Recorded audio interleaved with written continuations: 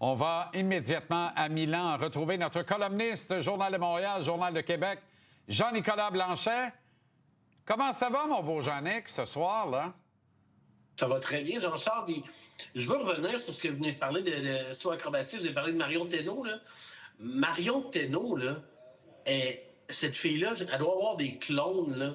Est incroyable. C'est une érudite qui étudie en génie aérospatial. C'est une des meilleures gymnastes au Canada. Elle a décidé de faire du saut en ski acrobatique. C'est une des premières athlètes qui veut être carboneutre au monde. Elle s'est patentée un vélo pour aller s'entraîner. Elle est incroyable, cette fille-là. J'ai vraiment hâte de la voir, d'ailleurs. Je sais que vous parlez du saut acrobatique. Bon, là, mais... Dieu, coudonc, est-ce que c'est rendu à Milan à la nage?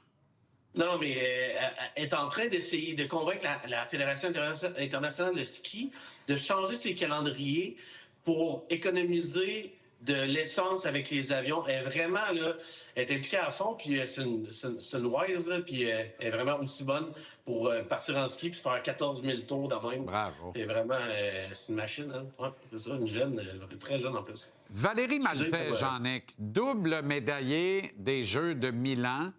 Faut parler à n'importe qui a fait du courte piste dans la vie pour dire « Hey, c'est un autre sport, là. C'est pas de passer du football américain au football canadien, là. C'est une autre game complètement. Valérie Maltais a fait cette transition-là. Et à un âge vénérable quand même, voilà qu'elle rapporte 2 médailles, dont l'or aujourd'hui à la course par relais chez les dames. C'est sensationnel. Sensationnel, c'est d'autres patins. C'est même pas les mêmes sortes de patins.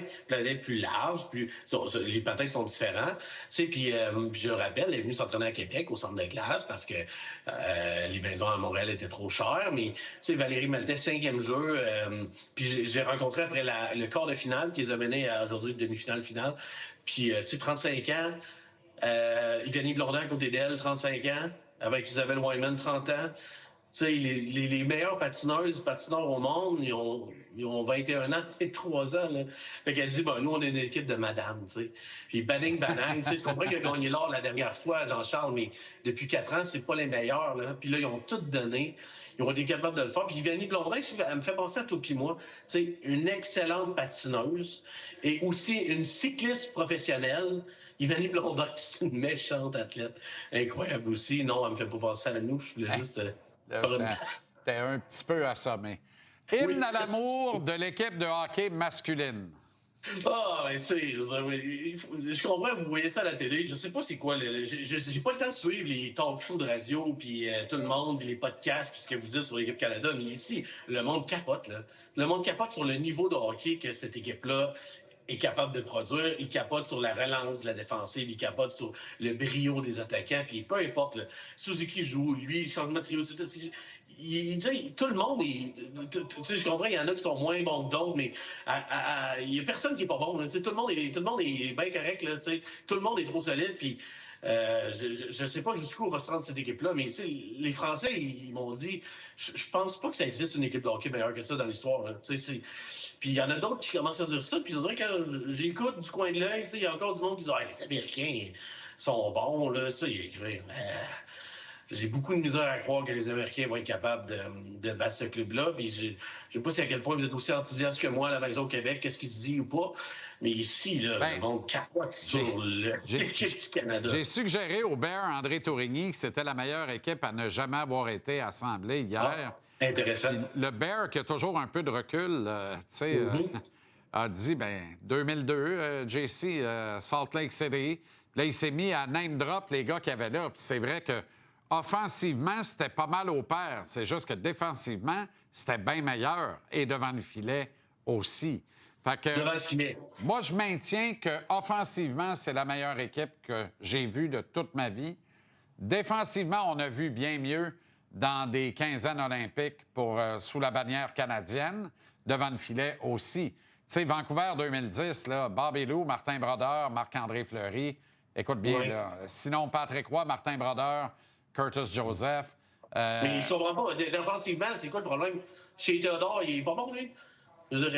Chez Theodore, il n'est pas pire, mais on a déjà eu des brigades défensives exceptionnelles, mais vraiment exceptionnelles. Ouais, Commençait avec Raymond Bourque, puis se terminait avec Adam Foote, numéro 7. Ça avait comme pas de bon sens, tu sais, pas de bon sens. Tu sais, tu regardais ça, tu dis, voyons, Chris Pronger, Scott Stevens, Raymond Bourque, aïe, aïe, aïe, aïe. Non, défensivement, il faut le dire. On a probablement actuellement le meilleur défenseur de l'histoire canadienne aux Jeux olympiques en Kel McCarr. Ça, pour moi, il n'y a pas de doute, à moins que ça m'échappe que Bobby Orr a déjà joué au jeu. Kel McCarr est le meilleur défenseur de l'histoire du hockey après Bobby Orr. Pour moi, il n'y a pas de doute. On est là. Mais tu sais, Parayko joue sa deuxième paire. Drew Doughty tape Baslack. On dirait que les dents, il les a perdus de vieillesse et non pas de maladresse. Tu sais, ça se compare pas, là, pour vrai. Là. Harley, il est quand même... Je veux dire, OK, mais qu'on parlait juste avec les défenseurs américains. Puis il y en a qui donnent pas la vie. Non, mais là, tout le monde... Les défenseurs je pense que la défensive américaine est une coche en haut de la note, mais pas une grosse coche. Mais notre attaque est tellement 3 coches en avant de la leur. Et leurs gardiens sont meilleurs, mais pas dans des matchs en lendemain. C'est nous qui avons le meilleur des deux clubs, qui est Bennington. Moi, là, j'ai aucun problème. Tu prends-tu Bennington ou Hellebuck dans un gros match demain matin? Ah, je prends Bennington. Puis il traverse la frontière, va dans une banque suisse avec ce que je viens de te dire là. On va gagner l'or chez les hommes, autant qu'on va perdre l'or et récolter l'argent chez les dames, Jean-Nic. C'est plate, mais c'est ça. Oui, peut-être. Mais depuis 20 ans, le hockey américain féminin est meilleur que le hockey canadien féminin. Mais aux Olympiques, c'est pas le cas. Les Canadiennes ont réussi un tour de force. C'était sûr qu'elle allait perdre il y a 4 ans. C'était sûr qu'elle allait perdre il y a 8 ans. C'était sûr qu'elle allait perdre il y a 12 ans. Mais les Canadiennes ont gagné. Fait que demain, là, les Américaines vont gagner, comme Herb Brooks disait. Ils vont jouer contre 10 fois, ils vont gagner 9 fois. Mais on pourrait dire peut-être pas dans 2 jours. Puis Marie-Philippe Poulin, imagine, Jean-Charles, marque un but pour commencer. Oh, ébranler un peu. Joue un peu dans leur tête. Et là, ça continue. Peut-être, OK, une fois sur 10 des chances, ça arrive. Mais si ça commence comme ça, on sait jamais. Moi, je ne vais pas mettre 5 000 $ sur les Américaines demain. Je pense que ça va être je pense que ça va être un bon match. Je ne vais jamais miser contre Marie-Philippe Poulin. Jamais je vais faire ça. Je vais te dire une affaire, par exemple. Exact. Si les Canadiennes se couvrent d'or, on parlera, j'en suis convaincu à juste titre, de la meilleure performance par une gardienne dans une rencontre internationale de l'histoire, la bien nommée Anne-Renée Desbiens.